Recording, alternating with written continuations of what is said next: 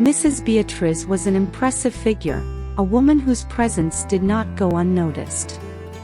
Even in old age, she maintained an upright posture and an air of sophistication that revealed her background and journey. Her hair, now silvered by time, was carefully styled, always in an elegant updo or soft waves, reflecting a classic style she had maintained over the years.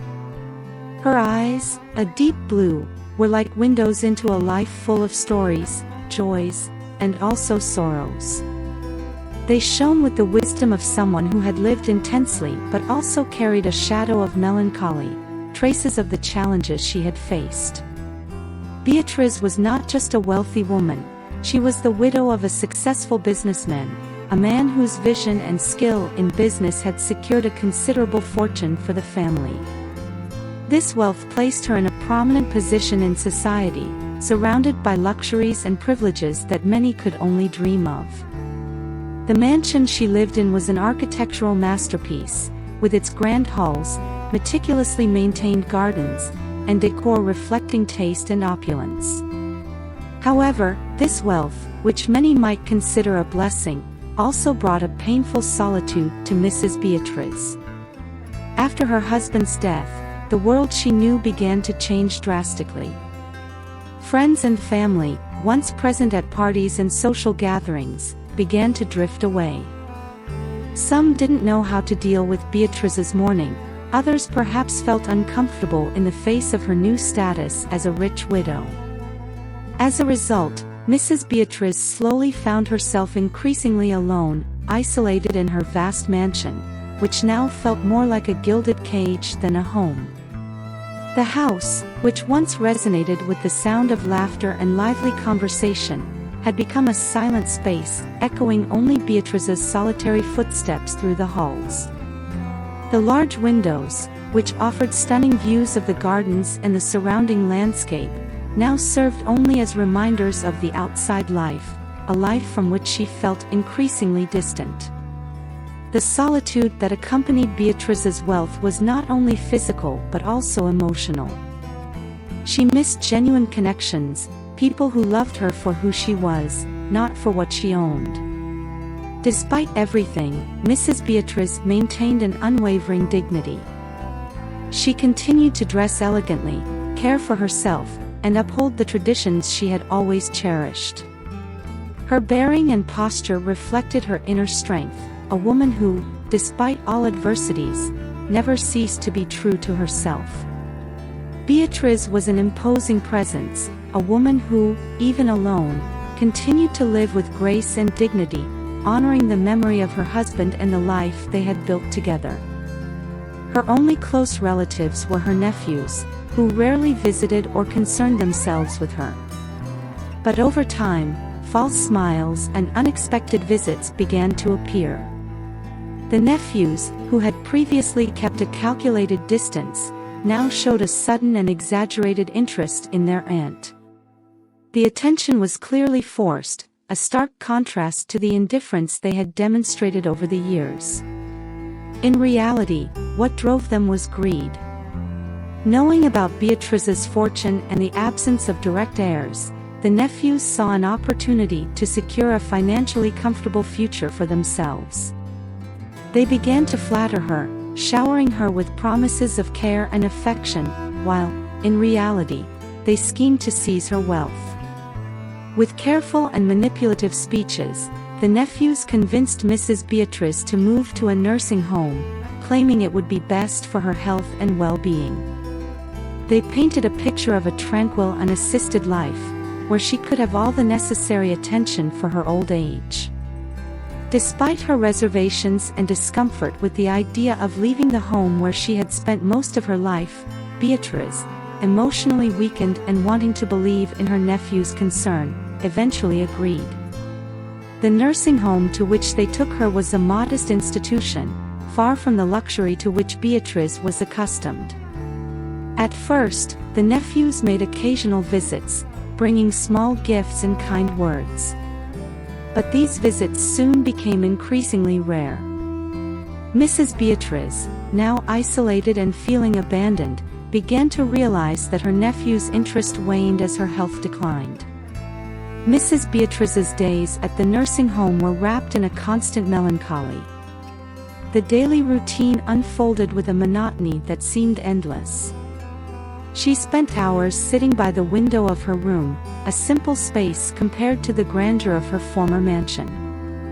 The window offered a view of the nursing home's garden, with its blooming flowers and trees gently swaying in the wind, but for Beatrice, the scenery outside served only as a reminder of the vibrant life she had lost. As the hours dragged on, Mrs. Beatrice watched the comings and goings of visitors, waiting in vain for a visit that rarely materialized. Her eyes, once full of life and energy, now showed signs of fatigue and disillusionment. Every time the nursing home door opened, she hoped it would be one of her nephews or someone who showed genuine interest in her. But these moments of hope were often followed by a silent disappointment, as the visit turned out to be just a document delivery or a nursing home staff member. The nursing home staff, though attentive, had their limitations. They did their best to care for Mrs. Beatrice, providing her with meals, medical assistance, and some company. However, the nursing home environment did not allow for care that was more personal or welcoming. Beatrice received adequate but impersonal attention, and the care was often just a matter of procedures and routines. The atmosphere of the nursing home, with its white walls and characterless corridors, contrasted sharply with the opulence and warmth of her former home. The feeling of abandonment was palpable. Beatrice felt that she was there merely to be kept out of the way, a presence with no real purpose other than to occupy space. The lack of visits and her nephew's indifference made her feel like a disposable piece in the game of her own life, a piece that, once removed, would leave her relatives free to pursue what they truly desired, the fortune she still possessed. In their greed, the nephews never made any genuine effort to be with Beatrice or to show real care. They had distanced themselves, appearing only enough to ensure that Beatrice remained in her vulnerable position, away from any external influence or contact. They waited patiently for the day when they could finally claim the inheritance they coveted. Their goal was clear and cruel: to ensure that Beatrice was kept away from any distractions that might affect their plans, waiting coldly for the moment when they could claim the fortune they saw as their right. At the nursing home, Mrs. Beatrice felt like a shadow of her former self, lost amid the memories of a past life. The lack of visits and her nephew's coldness contributed to her sense of abandonment. However, amid this desolate scenario, Mrs. Beatrice's life took an unexpected turn when she met Marina, a young staff member at the facility. Marina was responsible for cleaning the nursing home, but her presence there was much more significant than just keeping the spaces clean. With her bright eyes and warm smile, she had an energy that was contagious to everyone. Marina did not see the elderly as just a task to be completed. To her, each person had a story and deserved respect and affection. This attitude set her apart from the other staff, and it was this approach that caught Mrs. Beatrice's attention. Early on, Marina showed genuine concern for Mrs. Beatrice's well-being.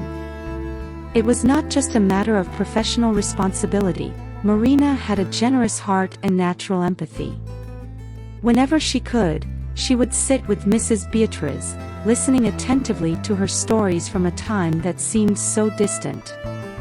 They talked about Beatrice's glory days, her husband, and even the disappointments she had faced. For Mrs. Beatrice, these conversations were a relief, a way to recall her identity and feel valued. Marina, on the other hand, came from a very different background. Young and full of life, she faced the daily challenges with admirable determination. Marina was a single mother and worked tirelessly to support her young child. The adversities she faced had not hardened her; on the contrary, they seemed to have deepened her sense of compassion and humanity. She knew what it was like to fight for a better future and, despite all the difficulties, never lost hope. The relationship between Mrs. Beatriz and Marina quickly evolved into a deep and meaningful friendship. Mrs. Beatriz, who had never had children, began to see in Marina the daughter she had always wished for. Marina, with her willingness to listen and understand, offered a comforting presence that alleviated Mrs. Beatriz's loneliness. They shared laughter and confidences, becoming an invaluable support for each other. For Marina, Mrs. Beatriz became more than just an elderly person in her care. She came to see her as a maternal figure and a true friend, someone she could count on and from whom she received valuable advice. This unlikely friendship brought new vitality to both. While Mrs. Beatriz found in Marina a reason to smile and feel appreciated, Marina benefited from Mrs. Beatriz's wisdom and life experiences.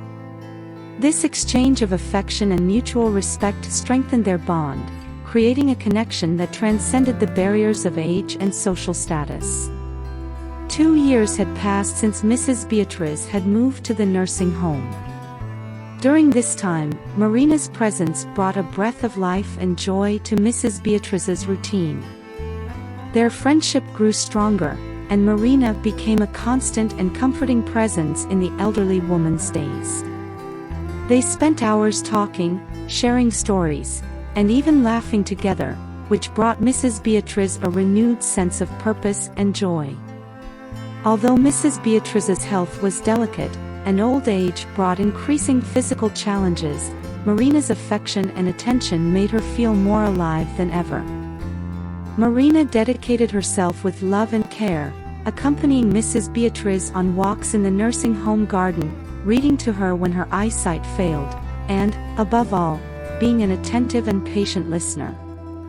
Mrs. Beatriz, who had previously lived in a state of sadness and resignation, now experienced moments of genuine contentment. Afternoons with Marina were the highlights of her days, and the young woman's company was a balm for Mrs. Beatriz's lonely soul. However, the inevitable came. Advanced age and Mrs. Beatriz's deteriorating health began to take an irreversible toll. Despite Marina's attentive care and that of the nursing home staff, Mrs. Beatriz experienced a series of health complications.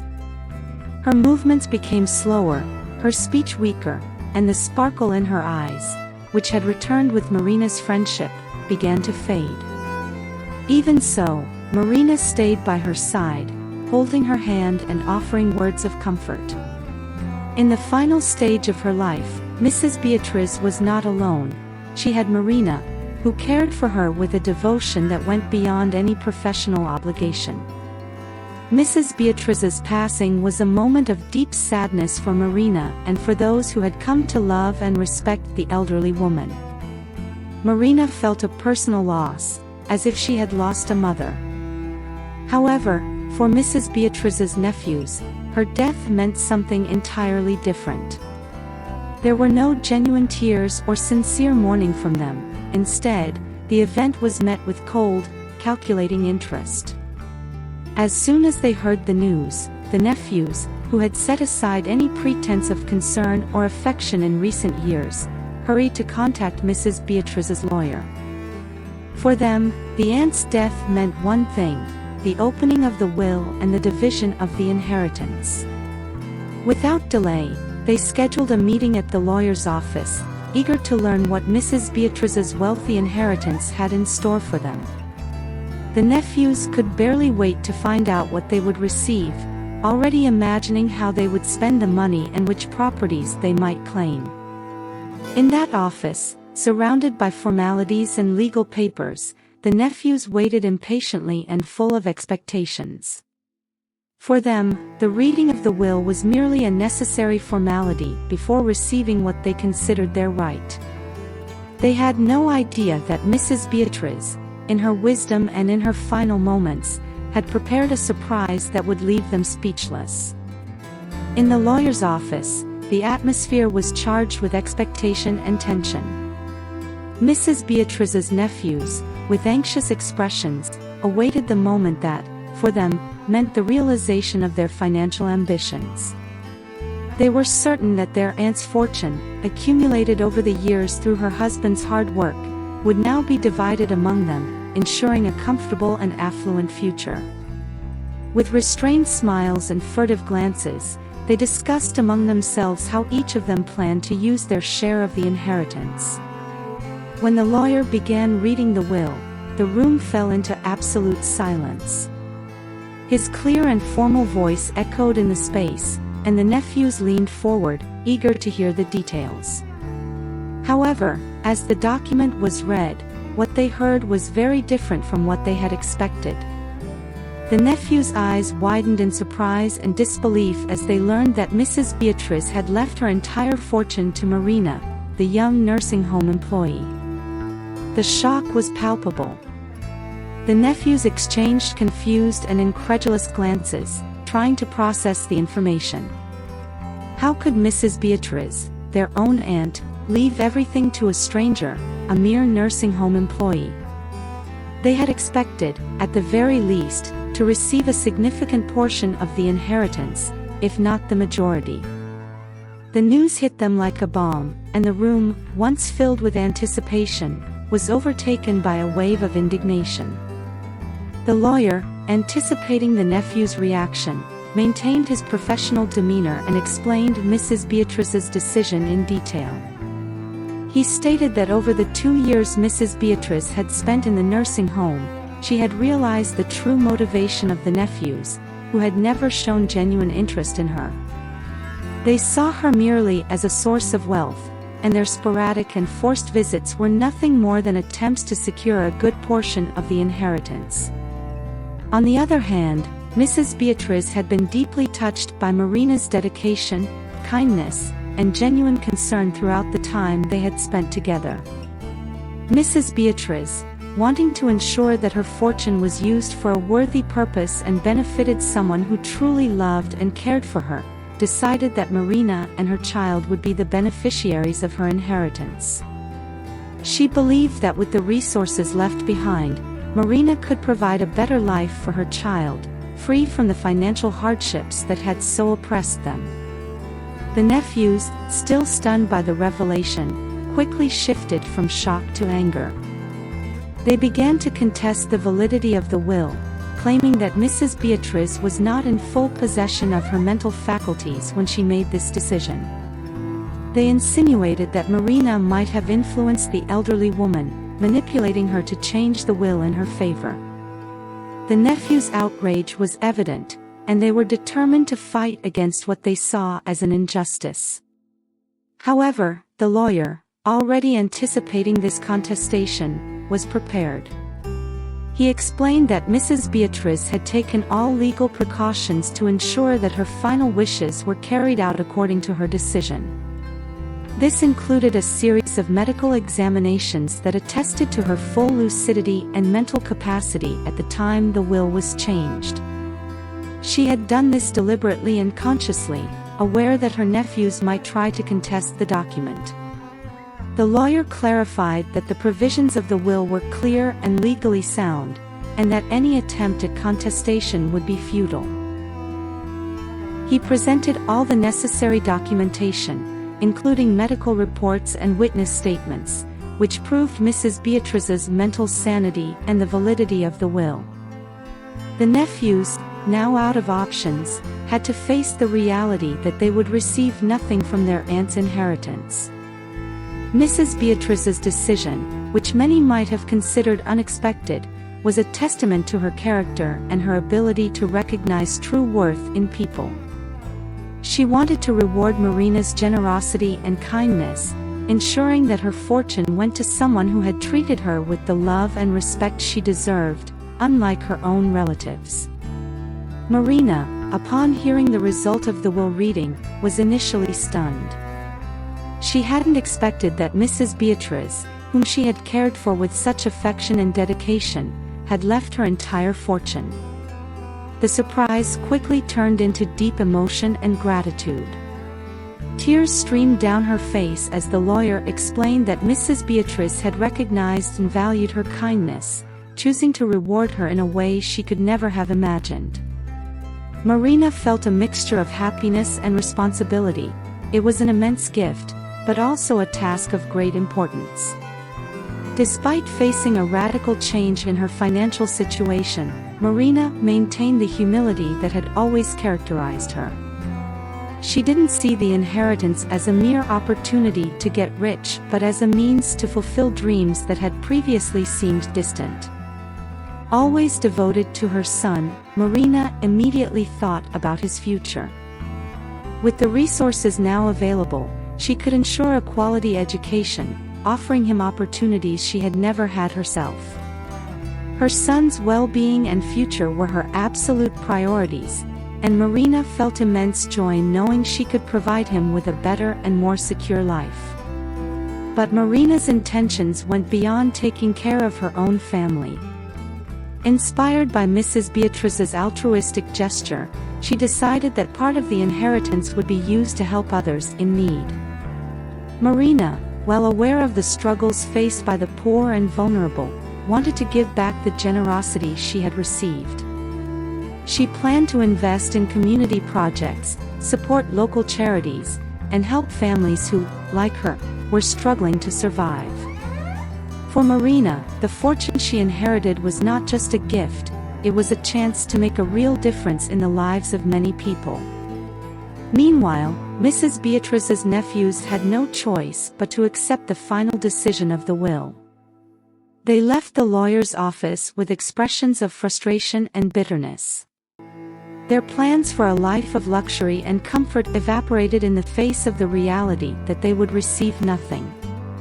The irony of the situation was clear. Those who coveted the fortune and had never shown genuine affection for their aunt left empty-handed.